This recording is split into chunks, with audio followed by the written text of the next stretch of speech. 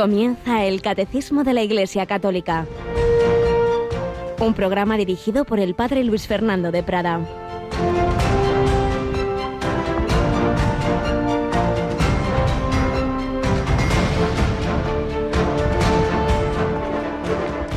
Te doy gracias, Padre, Señor del cielo y de la tierra, porque has escondido estas cosas a los sabios y entendidos y se las has revelado a los pequeños. Alabado sean Jesús, María y José, muy buenos días. Estas palabras de Jesús en Mateo 11 nos las proclama la liturgia de la misa de hoy en el Evangelio, y lo que llamamos el himno de exultación. Jesús miraba a los que le estaban escuchando, veía gente humilde, sencilla, que abría su corazón, que creía en él, mientras que los sabiondos, los que se creían saber mucho, los que habían estudiado mucho la ley pero tenían el corazón duro, pues no creían en él. El Señor se revela a los pequeños. Sí, Padre, así te ha parecido bien. Todo me ha sido entregado por mi Padre, y nadie conoce al Hijo más que el Padre, y nadie conoce al Padre más que el Hijo, y aquel a quien el Hijo se lo quiera revelar.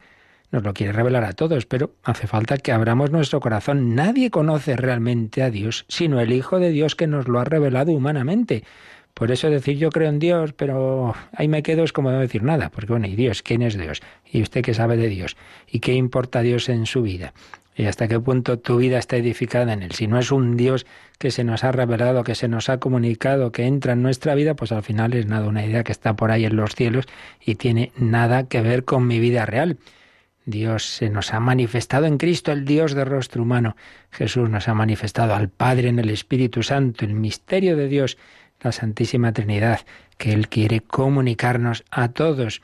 El Señor nos llama a todos a su intimidad, nos llama a todos a unirnos con Él. Eso es la santidad. De eso estamos hablando en el Catecismo. Eso es el camino que han seguido tantos santos. Tenemos hoy con nosotros a Mónica Martínez. Buenos días, Mónica. Muy buenos días, padre. Esta mañana veía yo a Yolanda, ¿verdad? Uh-huh. Esa grabación de los santos del día, que tú nos contarás de nuevo a las 3. Hoy Santa Sinforosa y sus 7 hijos, mártires de Roma. Pues mira, no tenía yo mucha idea de Santa Sinforosa, la verdad. No, la verdad es que no es una de las santas, yo creo, más conocidas, pero bueno, yo creo que su vida también nos alienta a todos a vivir la fe en familia, hasta las últimas consecuencias. Su marido y también es santo. Sí, fíjate, ya lo oía, los padres, marido, ella, los 7 hijos, que es muy fuerte, ¿no? Una madre, pues como la madre de los macabeos del Antiguo Testamento, ¿verdad? Pues sí, cuántos ejemplos de santidad tenemos en la historia de la Iglesia. Recordamos que estamos también encomendándonos al apóstol Santiago, y nuestro patrono de España. Hay mucho que pedirle, desde luego. Estamos haciendo la novena al acabar las vísperas, a eso de las 8 menos cuarto de la tarde. Pues sí, apóstol Santiago, los mártires, tantos santos y santas de Dios, como también hoy seguiremos hablando conforme al Catecismo, y también cómo Dios iba actuando en el alma de esa joven italiana de la que estamos hablando, Chiara Lubich, en la primera sección de nuestro Catecismo. Pues seguimos haciéndolo, pedimos al Señor que nos ayude a ir hacia el cielo. Esta noche tendremos a las 11, como sabéis, el Hombre de Dios, y la verdad es que hemos disfrutado, Paloma Niño y un servidor, preparando ese programa, porque es una maravilla el cielo al que estamos llamados, y ya veréis, creo que os gustará pues lo que hemos visto, lo que podemos conocer y disfrutar de ese destino a que Dios nos llama. Prefiero el paraíso, decía otro gran santo, San Felipe Neri. Hablaremos de esa preciosa película, Prefiero el paraíso. Cuando le ofrecieron ser cardenal, dice, bueno, yo prefiero llegar al cielo, lo otro, si puede ser mejor que no. Bueno, cada uno por su camino, pidamos al Señor seguir el camino de santidad aquí, que nos llama a todos.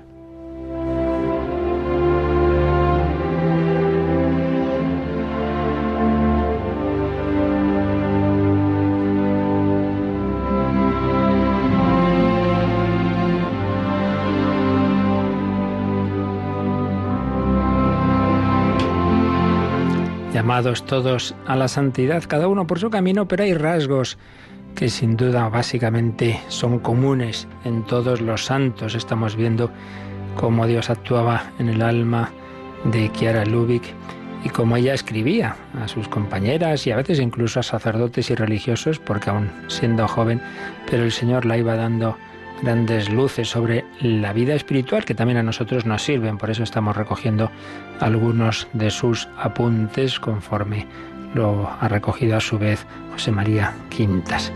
Escribía así a una amiga: créelo, todos los que han escalado la santidad han alcanzado un lugar más o menos alto según el ardor con que hayan amado a Jesús crucificado. Pues sí, de ahí la importancia de que siempre contemplemos a Cristo, Cristo crucificado, que meditemos la pasión, muy buena costumbre, por lo menos todos los viernes, esa meditación, ese hacer el santo Vía Crucis, el amor a Cristo crucificado. Existe una parte de esfuerzo personal, una purificación activa, sin duda. Escribía también: mirad a Jesús y a San Francisco mendicante y recordad que santidad significa vencerse a uno mismo. Sí, tenemos que luchar contra nosotros mismos, pero luego la parte fundamental la hace el Señor. Él trabajará en nosotras y dejará en lugar de cada miseria una llama de amor por Él. Eso solo Dios puede ponerlo. Y escribía la joven Chiara a sus amigos religiosos franciscanos del sentido de las pruebas. Por ejemplo, así escribía en una carta: al principio, Dios siempre concede la ilusión y la felicidad de haberlo encontrado a Él. Luego, para que nada humano en nosotros obstaculice la obra de Dios, Él permite que haya periodos de tinieblas, de turbaciones, de angustias, para que veamos quiénes somos y, conscientes de nuestra nada y de nuestra miseria, nos volvamos a lanzar en Él con plena confianza, solo en Él. Por ello, Padre, mire su vida, totalmente guiada por la mano divina. Precisamente cuando usted se sentía quizá más abandonado, Jesús excavaba los cimientos para después, sobre su vacío, construir la casa, es decir, Él mismo. También en la construcción de una casa material parece una contradicción excavar hacia abajo en lugar de hacia arriba. Lo mismo en el alma. Es necesario hacer el vacío completo de todo. De ahí nuestra pasión por Jesús abandonado. Seguirlo significa anularse uno mismo.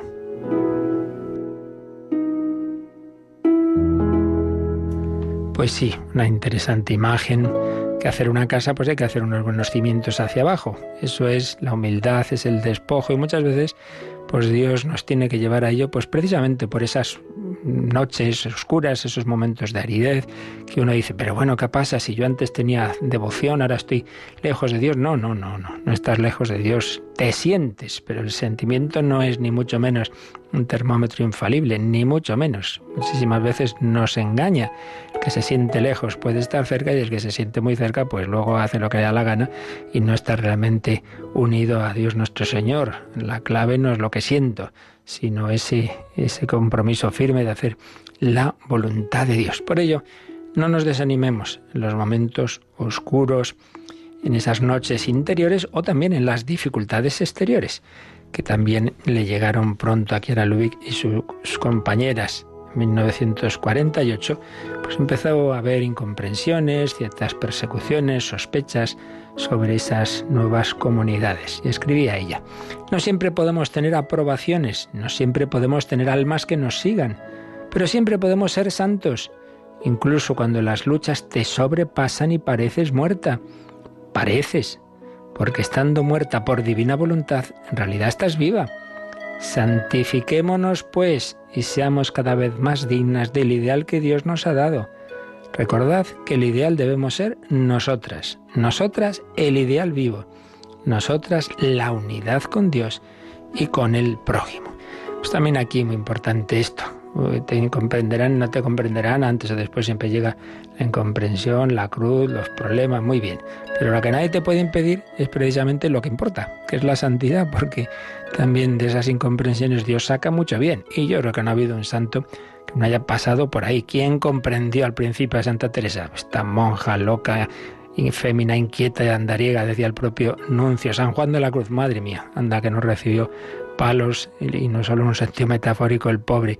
Y así, San Ignacio de Loyola, sospechoso al principio de herejía, y San Juan de Ávila también lo detienen. En fin, todos los santos han pasado esos momentos que además duele más porque es la persecución. No hablamos que también de los enemigos de la Iglesia, sino la que se da dentro de la Iglesia, la de nuestros amigos, la de los que no nos comprenden, es que eres un exagerado, etcétera, etcétera.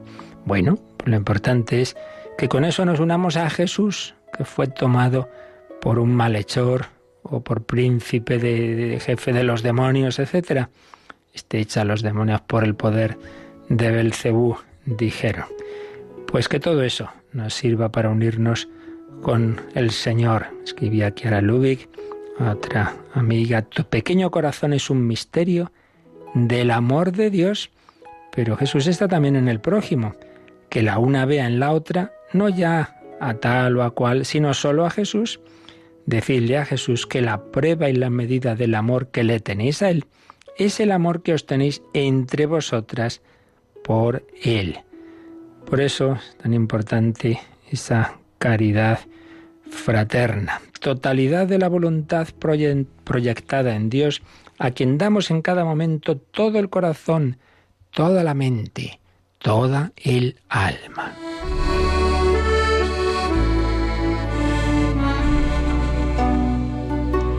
Y por Él, toda la voluntad, toda la mente, todo el corazón y todo el alma a la hermana, medida de nuestro amor a Dios, de quien queremos la misma santidad que deseamos para nosotras. Amaos.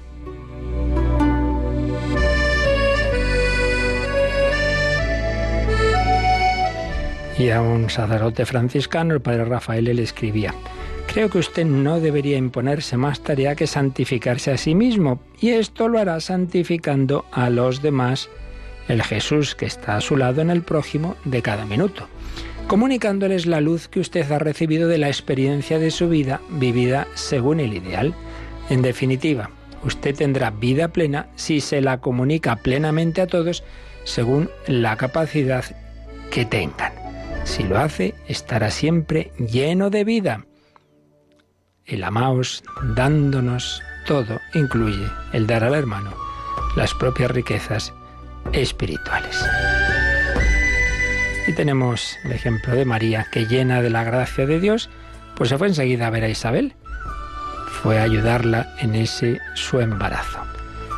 Y terminamos con esta carta, esta frase en una carta de Chiara Lubich: que se fundan en uno, comunicándose una a otra todos los tesoros que poseen, en especial los espirituales, de modo que sea Jesús en medio de ellas quien se santifica.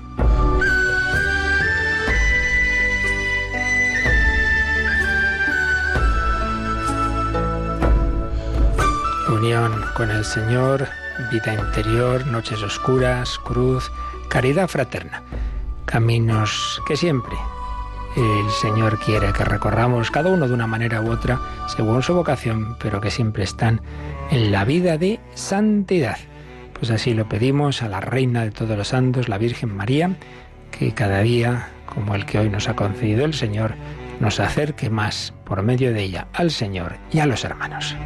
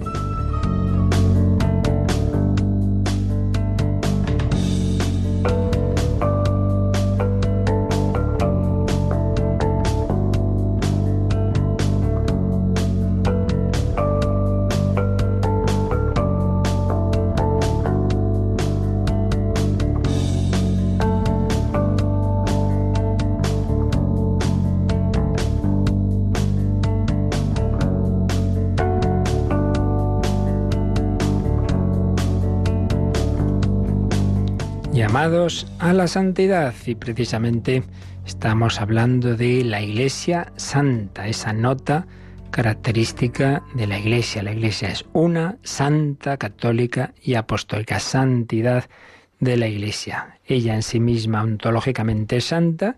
Sus miembros somos pues como somos, cada uno pecadores, pero en tanto en cuanto nos dejamos llenar por la vida de la Iglesia, que es en definitiva Cristo y el Espíritu Santo, el alma de la Iglesia es el Espíritu Santo, pues tanto cuanto nos unimos al corazón, al alma de la Iglesia, pues también nos vamos dejando santificar.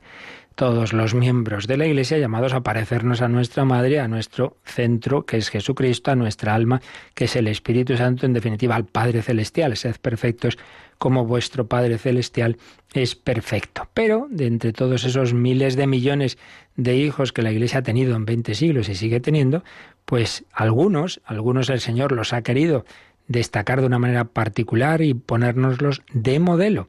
Y son los santos canonizados, una pequeñita, muy pequeñita parte de los muchísimos que sin duda el Señor ha ido santificando, porque son muchas las almas, la inmensa mayoría anónimos que no conocemos, pues si ni siquiera conocemos, pues los muchos canonizados que hay, porque son muchos, muchísimos, tenemos unos cuantos más o menos conocidos, pero ya no digamos ya si hablamos de los no canonizados, pues por eso tenemos esa fiesta, el 1 de noviembre, festividad, solemnidad de todos los santos, porque hay muchos más. Bien, pero hoy habíamos comenzado a ver y vamos a acabar de ver este número del Catecismo, el 828, donde nos está hablando de esos santos canonizados. Ayer ya comenzábamos a comentar este número, pero nos quedábamos a medias, así que Mónica, retomamos este número 828.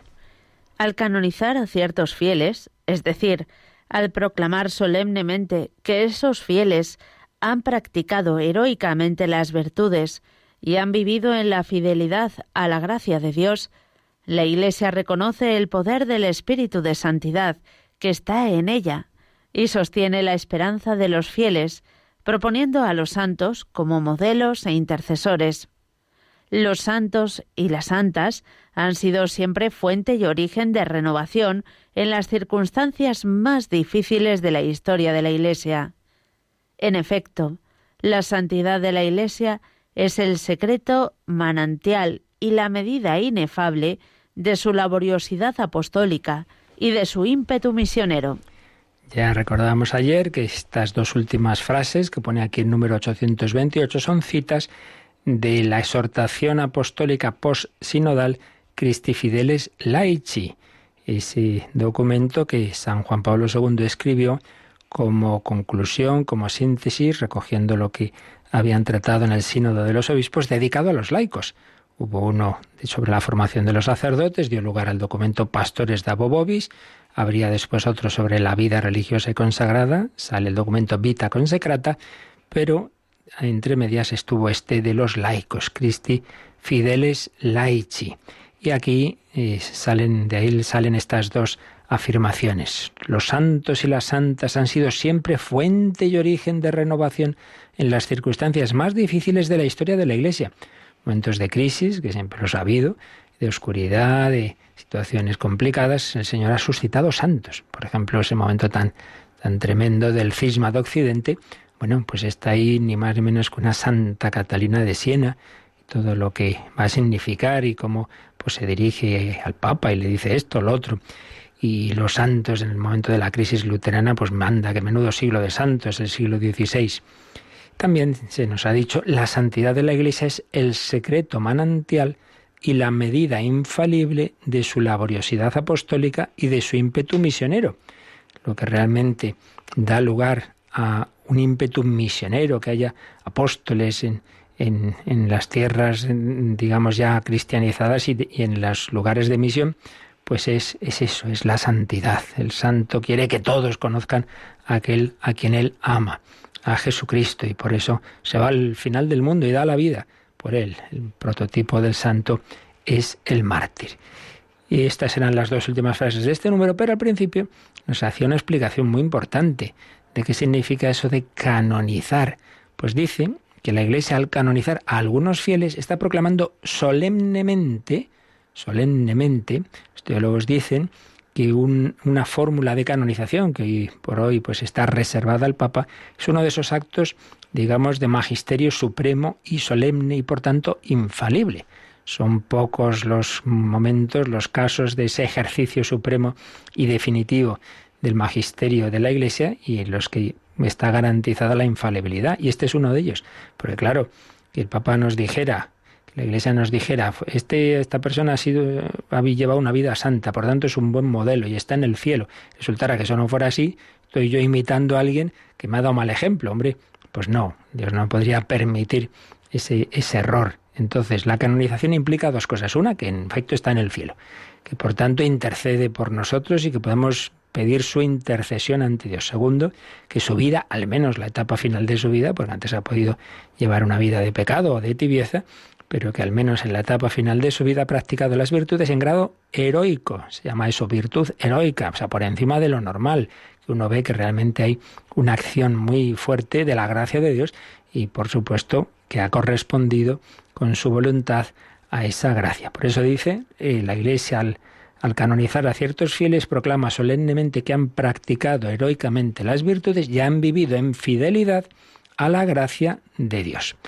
Y así, pues la Iglesia reconoce el poder del Espíritu Santo que está en ella y que da lugar a tantos santos, a los cuales, dice, la Iglesia los propone como modelos e intercesores. El santo tiene básicamente estas dos funciones en la vida de la Iglesia. Una, que es modelo, por eso los últimos papas sobre todo han intentado que hubiera canonizaciones de santos en todas las circunstancias, que haya modelos pues no solo para los sacerdotes, los monjes, las monjas, sino para los laicos, de todos los tipos, casados, solteros, para que veamos que realmente en toda circunstancia Dios nos llama a la santidad y que ha habido personas que así lo han hecho y que eso no es una cosa rara, que eso es posible y que no es uno ni dos, que son muchísimos.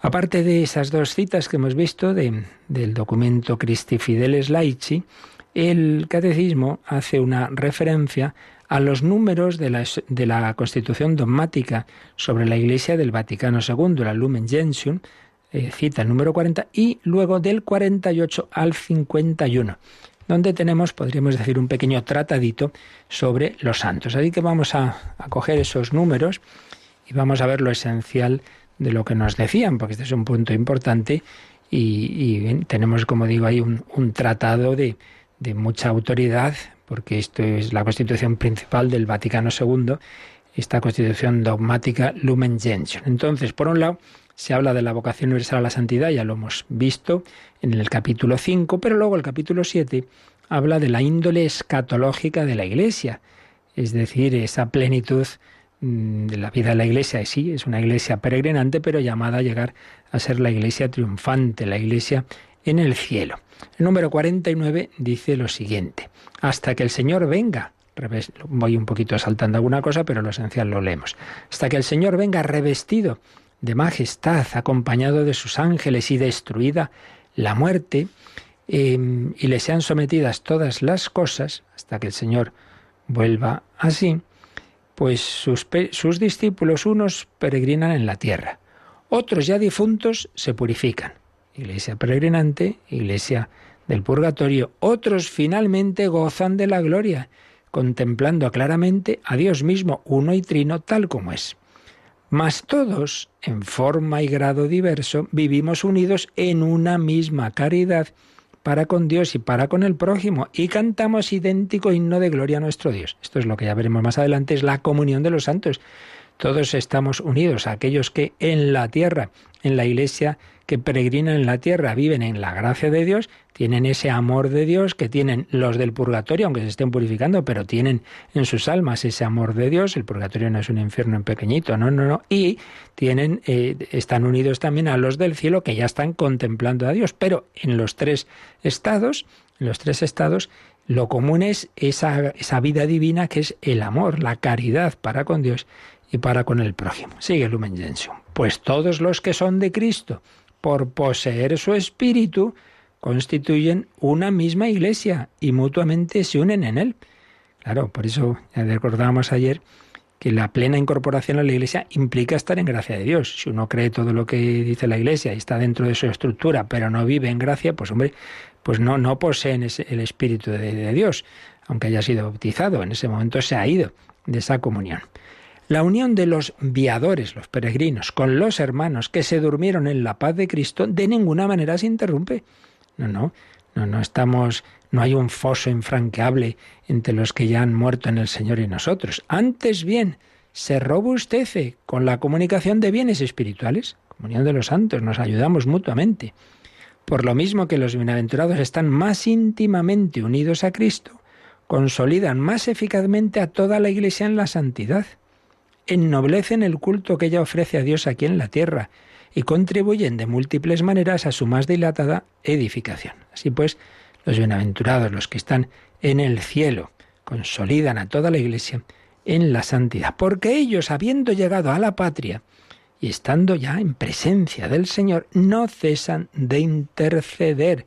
Están intercediendo por nosotros, con Él, por Él y en Él, a favor nuestro ante el Padre, ofreciéndole los méritos que en la tierra consiguieron por el mediador único entre Dios y los hombres, Cristo Jesús, como fruto de haber servido al Señor en todas las cosas y de haber completado en su carne lo que falta a los padecimientos de Cristo en favor de su cuerpo, que es la Iglesia. Es decir, los santos, pues todo lo que aquí merecieron, todo lo que maduraron, todo lo que sufrieron, ahora eso pues son esos méritos con los que, digamos, interceden ante el Señor. A Teresita, pasándolo tan mal, ofreciendo toda su enfermedad, todo lo mucho que sufrió en el cuerpo y en el alma, lo ofrecía por la conversión de todos y decía, luego pasaré mi cielo haciendo el bien en la tierra, enviando rosas desde el cielo. Y así es.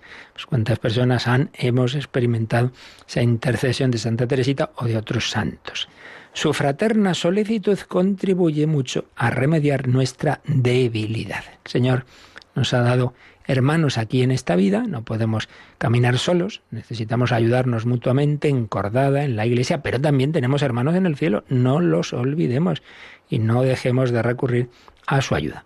Número 50 de la Lumen Gentium, pues habla de esas relaciones de la Iglesia peregrinante con la Iglesia celestial, la Iglesia de los viadores, de los peregrinos, teniendo perfecta conciencia de la comunión que reina en todo el cuerpo místico, ya desde los primeros tiempos guardó con gran piedad la memoria de los difuntos, y viene una cita del segundo libro de los Macabeos. Ofreció sufragios por ellos porque es santo y saludable el pensamiento de orar por los difuntos para que queden libres de sus pecados.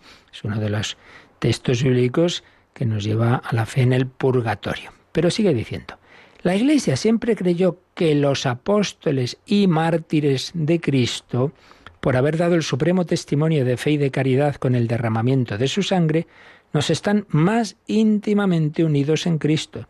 Les profesó especial veneración junto con la bienaventurada Virgen y los santos ángeles. Imploró piadosamente el auxilio de su intercesión. Pues sí, junto naturalmente y debajo de la Virgen María y los ángeles, etcétera, lo que en la historia de la Iglesia aparecieron siempre como los primeros santos, los primeros modelos de santidad fueron los mártires. Lógico, puesto que la Iglesia nace en la persecución, ¿no? Las primeras persecuciones en Israel y sobre todo luego bajo el Imperio Romano. Entonces los primeros santos a los que se da culto son los mártires. Es el modelo supremo de santidad, el dar la vida por Cristo, que más se puede hacer. Pero a estos fueron pronto agregados también quienes habían imitado más de cerca la virginidad y pobreza de Cristo. Y finalmente todos los demás. Pues sí, después de los mártires, cuando ya iban cesando las persecuciones, pues había quien llevaba otro tipo de martirio, el martirio blanco. Se iban a los desiertos, vivían como eremitas, mucha penitencia, mucha oración. Entonces fue como el segundo tipo de personas que enseguida el pueblo de Dios veía como personas muy especiales, como santos después de los mártires. Aquellos que habían imitado más de cerca esa pobreza, esa virginidad de Jesucristo. Pero luego todos los demás, cuyo preclaro ejercicio de virtudes cristianas y cuyos carismas divinos les hacían recomendables a la piadosa devoción e imitación de los fieles. Entonces, poco a poco, pues se fueron apareciendo modelos de santidad en todos los estados de vida. Y sigue diciendo la Lumen Gentium del Vaticano II, mirando la vida de quienes siguieron fielmente a Cristo, nuevos motivos nos impulsan a buscar la ciudad futura. Mira, si lo importante es eso, es llegar al cielo. Y al mismo tiempo aprendemos el camino más seguro por el que, entre las vicisitudes mundanas, podremos llegar a la perfecta unión con Cristo o santidad según el estado y condición de cada uno. Aquí a lo tonto, Vaticano II prácticamente nos ha dado una definición de santidad, diciendo que, siguiendo el ejemplo de los santos, podremos llegar a la perfecta unión con Cristo o santidad. ¿Qué es la santidad? Solo Dios es santo, unirnos a Dios. ¿Cómo podemos unirnos a Dios? Uniéndonos con Cristo. Perfecta unión con Cristo o santidad según el estado y condición de cada uno. Porque Dios nos llama a unirnos con Él, cada uno de una forma distinta. Un sacerdote pues no tiene el mismo camino de santidad que el monje, ni que el casado, evidentemente. Según el estado y condición de cada uno.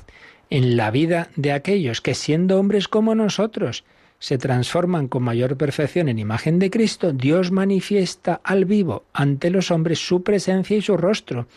En ellos Él mismo nos habla y nos ofrece un signo de su reino, hacia el cual somos atraídos poderosamente con tan gran nube de testigos que nos envuelve.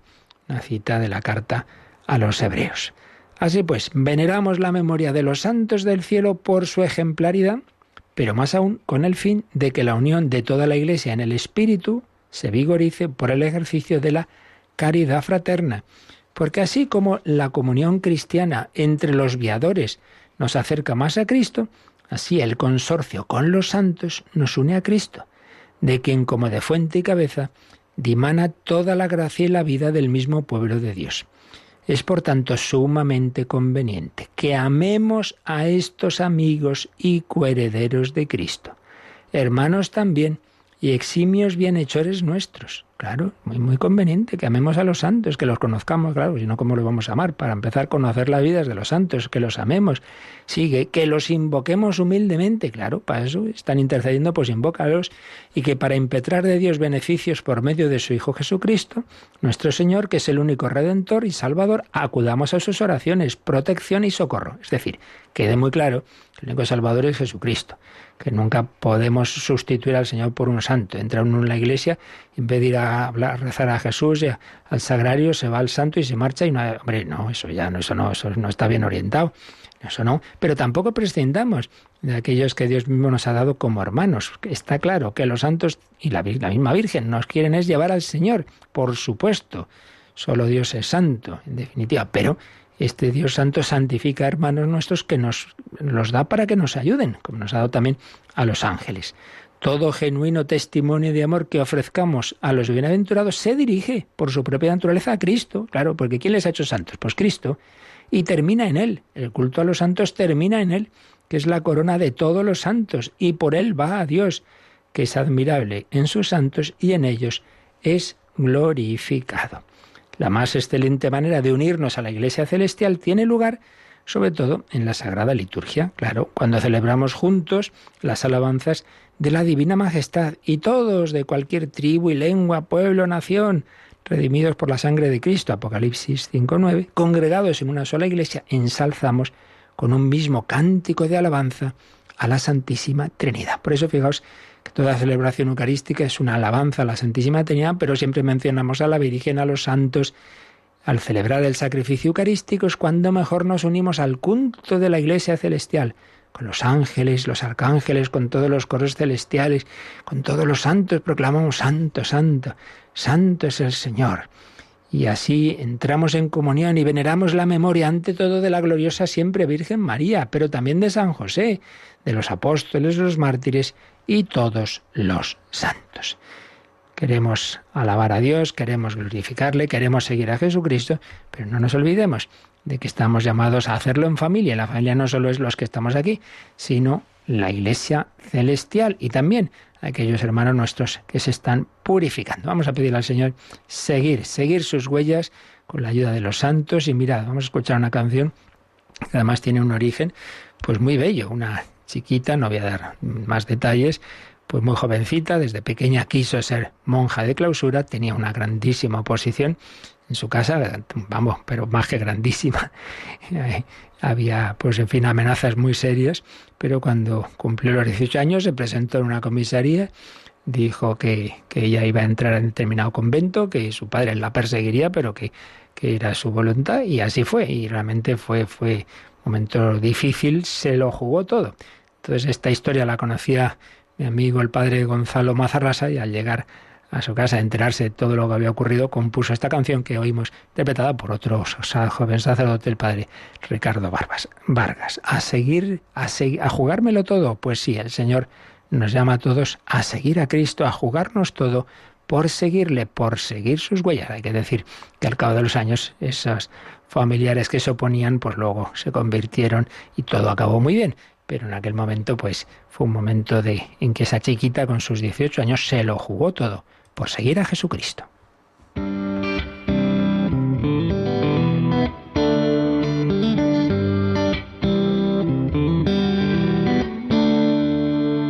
Cuando siento el silencio de mi vida y mendigo el tesoro de tu amor, veo la puerta abierta de tu herida y puedo oír latirte el corazón. Cuando se queja mi alma dolorida y no encuentro consuelo a su dolor, te veo a ti clavado por la ira que el pecado del hombre provocó. Cuando se me ha acabado la sonrisa y me he cansado ya de huir del sol, siento tu mano alegre que me invita a jugármelo todo por seguir a mi Dios, a jugármelo todo por seguir a mi Dios.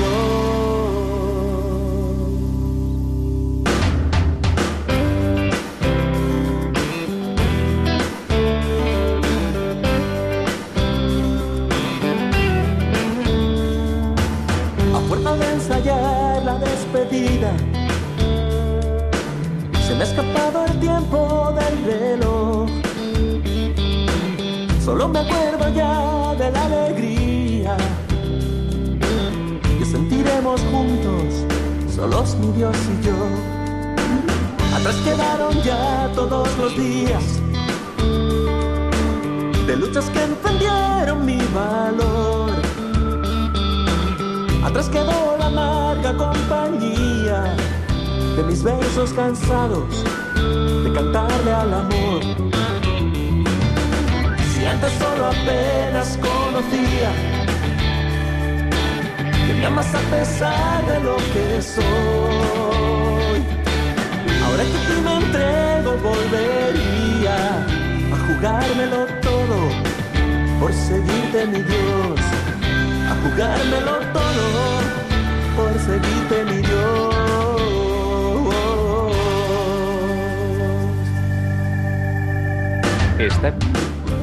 Están escuchando el Catecismo de la Iglesia Católica con el Padre Luis Fernando de Prada. A jugármelo todo por seguirte, mi Dios, llamados todos a la santidad.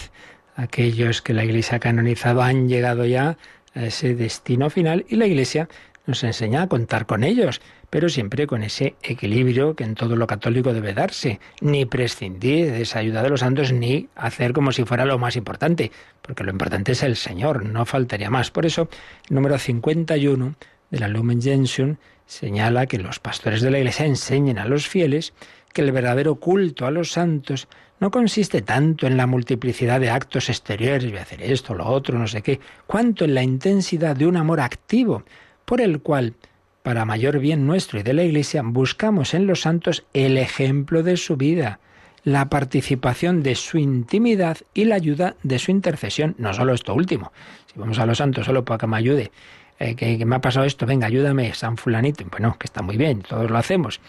Pero hombre, lo principal es imitar su vida y que nos ayuden a acercarnos al Señor, porque son santos quiere decir eso, que ellos han dado la vida, la han vivido en unión con Cristo. Eso es lo importante. Pero también hagan comprender a los fieles que nuestro trato con los bienaventurados de ninguna manera rebaja el culto latréutico tributado a Dios Padre por medio de Cristo en el Espíritu, sino que más bien lo enriquece copiosamente. Es decir, sabéis que se distingue según a quién nos dirigimos en nuestro culto, en nuestra virtud de la religión, se distingue. Primero, el culto a Dios. Solo a Dios hay que adorar. No adoréis a nadie más que a Él. Eso se llama culto de latría. culto latréutico, pues eso es lo principal, por supuesto, adorar a Dios. Segundo, el culto de hiperdulía, es decir, dentro de que ya es una criatura, la Virgen María no la podemos poner como una santa más. Hombre, no, hiper, es decir, por encima de la devoción a los diversos santos. Y en tercer lugar, el culto de dulía. Ya serían, pues eso, los santos, que naturalmente también el Señor, pues nos puede inspirar una mayor devoción a unos que a otros, porque eso entra ya en la pluralidad y diversidad de la santidad, entra ya en el camino de cada uno.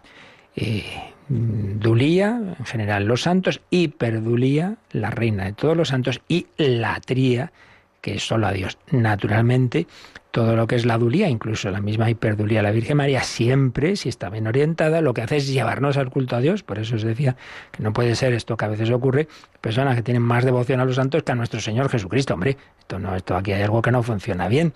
O vamos a la iglesia y te estás ahí rezando a un santo y no hablas con el Señor, no estás ante el sagrario, o haces una inclinación al santo y no la genuflexión al sagrario. Hay algo ahí que no está bien formado. Pero tampoco está bien ese prescindir de las ayudas que Dios mismo nos ha dado. Nos ha dado hermanos que están en el cielo. Bueno, pues acudamos a su intercesión. Por eso, en la liturgia de la Iglesia, lo principal siempre es esa adoración a Dios, pero está también la vida de los santos. Por eso, Mónica, aquí el Catecismo nos recuerda y dice que podemos mirar un número que está bastante más adelante, el 1173, que es de la segunda parte del Catecismo, la parte de la liturgia, y donde ahí nos va a hablar del santoral en el año litúrgico. Entonces dice, bueno, recordad que hablaremos de esto más adelante, pero vamos ya a leer ese número que nos viene bien ahora.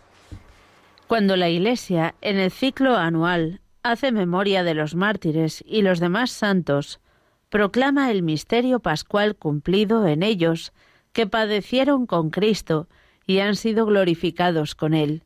Propone a los fieles sus ejemplos, que atraen a todos por medio de Cristo al Padre, y por sus méritos implora los beneficios divinos. Veis en este número del Catecismo, que está tomado también del Vaticano II, pero de la Constitución sobre la Liturgia, Sacrosanctum Concilium, nos está dando el sentido de las memorias de las fiestas de los santos. Cuando la Iglesia hace memoria de los mártires y los demás santos, ¿qué hace?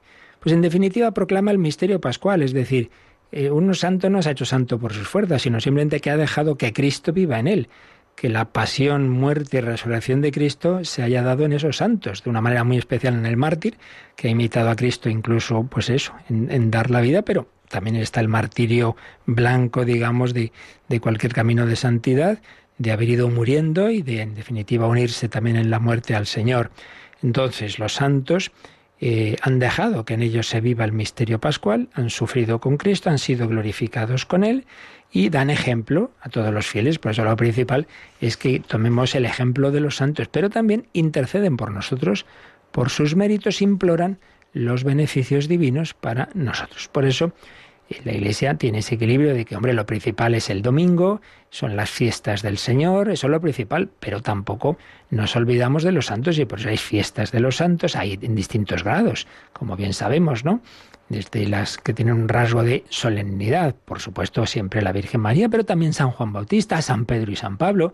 Es un grado importante por la importancia que tienen esos santos en la vida de la Iglesia, solemnidad, luego las fiestas, pues por ejemplo todos los apóstoles de Cristo, los Pedro, Santiago, bueno, Pedro ya hemos dicho que tiene un grado especial, la solemnidad, pero los demás tiene categoría litúrgica de fiesta.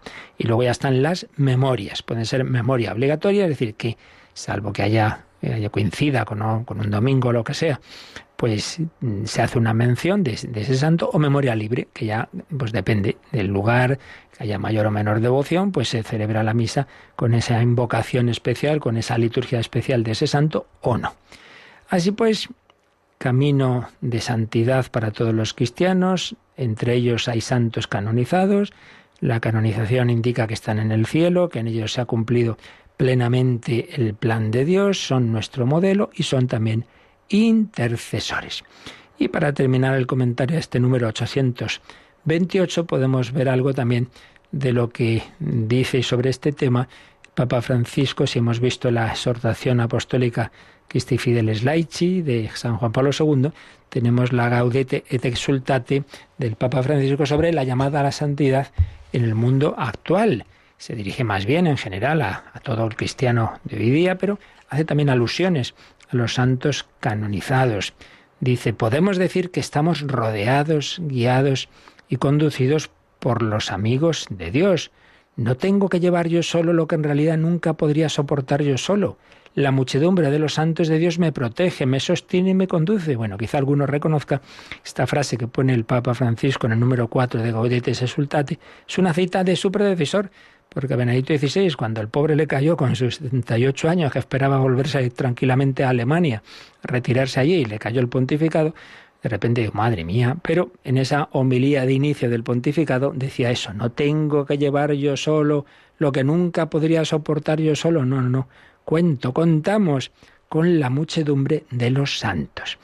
En el número 5 de Gaudete et Exsultate, Papa Francisco dice que en los procesos de beatificación y canonización se tienen en cuenta los signos de heroicidad en el ejercicio de las virtudes, la entrega de la vida en el martirio y también los casos en que se haya verificado un ofrecimiento de la propia vida por los demás, sostenido hasta la muerte.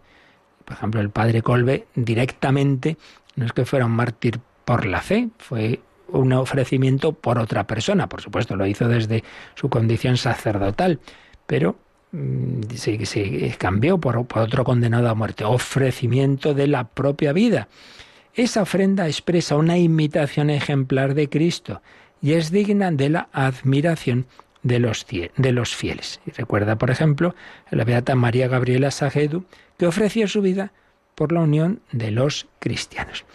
En el número 6 decía el Papa, bueno, pero vale, esto es muy importante, los santos canonizados, pero no pensemos solo en los ya beatificados o canonizados. El Espíritu Santo derrama santidad por todas partes en el santo pueblo fiel de Dios, porque, y viene una cita del Vaticano II, la Mención 9, porque fue voluntad de Dios el santificar y salvar a los hombres no aisladamente, sin conexión de unos con otros, sino constituyendo un pueblo que le confesara en verdad y le sirviera santamente. El Señor en la historia de la salvación ha salvado a un pueblo. Y luego decía unas palabras muy bonitas, pues para todo el pueblo de Dios. Me gusta ver la santidad en el pueblo de Dios paciente, los padres que crían con tanto amor a sus hijos, en esos hombres y mujeres que trabajan para llevar el pan a su casa, en los enfermos, en las religiosas ancianas que siguen sonriendo. En esta constancia para seguir adelante día a día, veo la santidad de la Iglesia militante. ¿Veis? Está la Iglesia triunfante, los santos canonizados, pero está esa Iglesia del día a día, esa santidad del día a día de la Iglesia militante. Esa es muchas veces la santidad de la puerta de al lado. Oye, que tienes un vecino que está en ese camino de santidad y tú ni te enteras. De aquellos que viven cerca de nosotros y son un reflejo de la presencia de Dios. O para usar otra expresión, la clase media de la santidad. La expresión de Joseph Malek. Dejémonos estimular por los signos de santidad que el Señor nos presenta a través de los más humildes miembros de ese pueblo, que participa también de la función profética de Cristo, difundiendo su testimonio vivo, sobre todo con la vida de fe y caridad. Entonces, este número 8 tiene una cita preciosa de otra santa mártir, de otra que murió también en Auschwitz, de Stein, Santa Teresa Benedicta de la Cruz. Y fijaos lo que decía, en aquellos momentos tan terribles que precedían a la Segunda Guerra Mundial y al genocidio judío, etc. En la noche más oscura surgen los más grandes profetas y los santos. Sin embargo, la corriente vivificante de la vida mística permanece invisible. Seguramente, los acontecimientos decisivos de la historia del mundo fueron esencialmente influenciados por almas sobre las cuales nada dicen los libros de historia. Y cuáles sean las almas a las que hemos de agradecer los acontecimientos decisivos de nuestra vida personal es algo que solo sabremos el día en que todo lo oculto será revelado. Pues qué intuición tan bella de Santa Teresa Benedicta de la Cruz. Ocurren muchas cosas en la historia del mundo, pero lo que no va a salir en los libros de historia es que está Dios actuando ahí de una manera especial y está haciendo conduciendo o reconduciendo tantas cosas malas que ocurren, sacando bien, porque hay X personas que están rezando, que están ofreciendo su vida, que se están santificando, que están muriendo, quizá ofreciendo su enfermedad por esa conversión, por el beneficio de tal persona, porque triunfe al final el bien. Y en nuestra vida particular, tal cosa que me ocurrió, fíjate cómo Dios actuó y tú no sabes que es que alguien estaba en ese momento rezando por ti, ofreciendo un sacrificio por ti, quizá muriendo por ti. Yo pienso, por ejemplo, cuando fue el atentado de San Juan Pablo II, luego hemos sabido, yo en concreto tenía un compañero de clase al lado, y luego supimos que al enterarse de ese atentado, él y otras muchas personas ofrecieron su vida al Señor por la salvación de Juan Pablo II. Bueno, este chico luego tuvo una leucemia, y le fue ordenado antes de tiempo para, pues eso, llegar a ser sacerdote antes de morir. Eduardo Laforet está estudiando su proceso. Pues como él, muchas personas, y San Juan Pablo II no lo sabría, claro, en ese momento, estaban muchos ofreciendo su vida por él. Nunca sabemos quién actúa en nuestra vida rezando y ofreciendo su vida por nosotros. Pues damos gracias al Señor y pedimos al Señor, a la Virgen y a todos los santos que nos ayuden a seguir también nosotros ese camino. Rápidamente, unos minutitos tenemos para invocar a Dios, pero también para vuestras consultas.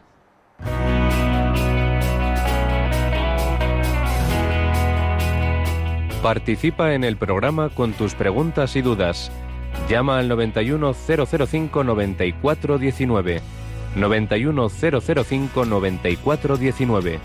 También puedes escribir un mail a catecismo@radiomaria.es. catecismo@radiomaria.es.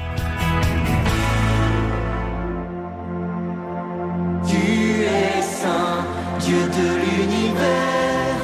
Tu es saint, Dieu de l'univers.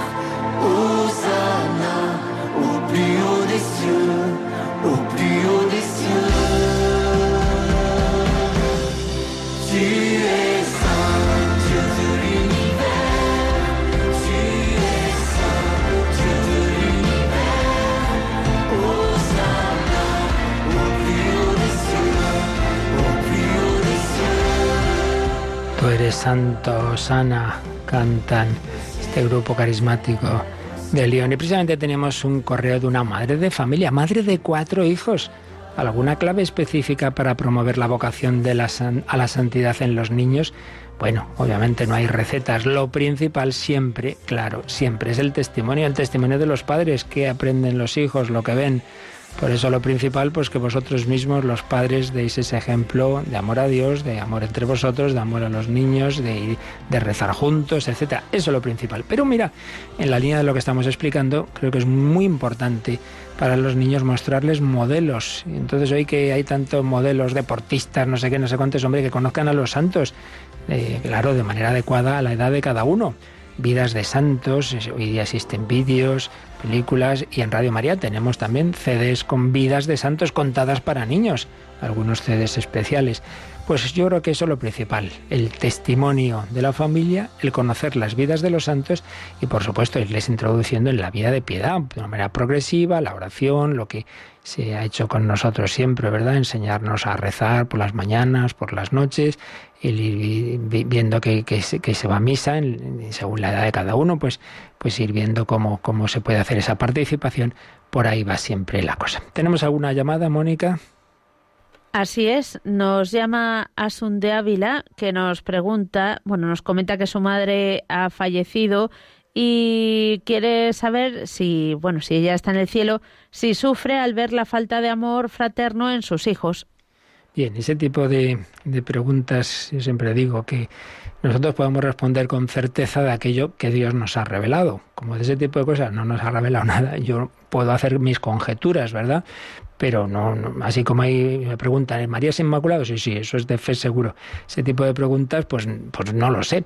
Pero bueno, en cuanto, digamos, partiendo de lo que sabemos, podemos pensar que le pasa como a Dios nuestro Señor. Dios nuestro Señor no es indiferente a lo que nosotros vivamos. Entonces, en ese sentido, podemos pensar que eso, que el bienaventurado de alguna manera comparte pues esos momentos o eso, lo que podríamos llamar un dolor, pero por otro lado son inmensamente felices, como Dios es infinitamente feliz. Entonces, yo diría que por un lado, no es indiferente ninguna persona decir a lo que estamos viviendo aquí, entonces lo estamos pasando mal, pues ahí están también, ¿no? Eso lo tienen presente, pero no como lo solemos vivir aquí, con angustia, con tristeza. No, hombre, no, porque en el cielo ese es feliz. Entonces, ¿cómo se compatibiliza esa plena felicidad con, a la vez, esa sensibilidad y ese compartir también, ese estar con nosotros? Pues no lo sé. Pero ya digo que, en fin, en cualquier caso, esto es como yo pienso que puede ser, pero siempre entra en ese campo de lo misterioso, y como bien sabes, Mónica, cuando estábamos en grupo de jóvenes, a veces este tipo de preguntas ya sabías lo que yo solía responder, ¿verdad? ¿Te acuerdas? Lo de las preguntas. Sí. Las preguntas al Padre Eterno. Eso. Porque en último término, pues yo ya no sé responder muchas veces, ¿no? Porque eso, el Padre Eterno, ya se lo preguntaremos. Hay cosas que cuando lleguemos a ver, ¿nos quieres explicar, Padre Celestial, cómo es esto? Muy bien, pero está bien aquí que planteemos las dudas, porque a todos nos ayuda, ¿verdad?, el pensar y el reflexionar, y en cualquier caso el pedirle luz al Señor. Bueno, pues esta noche hablaremos más del cielo, así que si queréis a las 11, 10 en Canarias, en el Hombre de Dios, creo que disfrutaremos también hablando del cielo y de los santos, concretamente de San Felipe Neri, Prefiero el paraíso. Bueno, eso esta noche, y ahora pedimos al Señor su gracia, su bendición, para que este día lo vivamos, como hemos dicho, como camino de santidad, en amor a Dios, en amor al prójimo. La bendición de Dios Todopoderoso, Padre, Hijo y Espíritu Santo, descienda sobre vosotros. Alabado sea Jesucristo.